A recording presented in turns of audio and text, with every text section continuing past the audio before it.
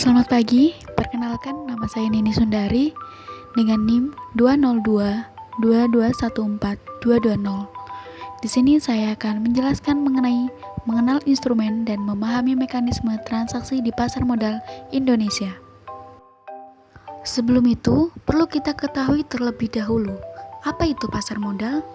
Pasar modal merupakan pasar tempat berbagai instrumen keuangan seperti saham, obligasi, reksadana, dan berbagai jenis instrumen pasar modal lainnya ditawarkan sehingga terjadinya transaksi jual beli di dalamnya. Kemudian, apa itu instrumen pasar modal? Instrumen pasar modal merupakan salah satu instrumen investasi yang banyak diminati oleh para investor, terutama pemula. Hal ini terjadi karena investasi di pasar modal yang beragam, sehingga pemula bisa menyesuaikan dengan profil risiko dan tujuannya.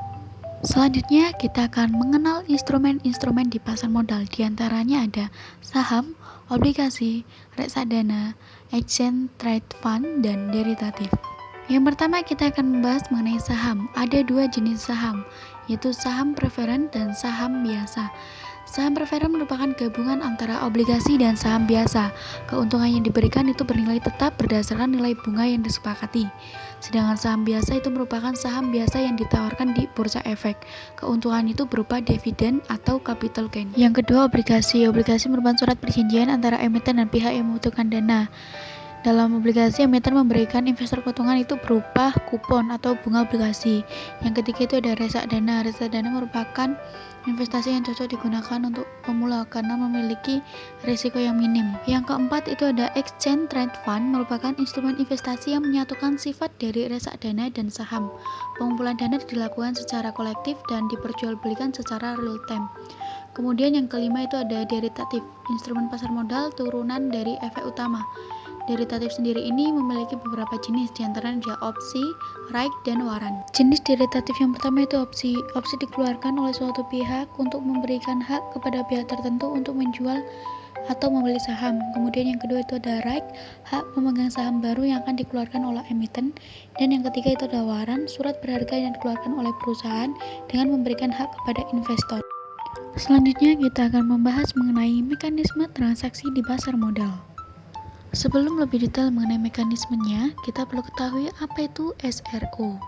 SRO merupakan Slave Regulator Organization atau SRO, suatu organisasi untuk melaksanakan kewenangan penerapan aturan di industri pasar modal.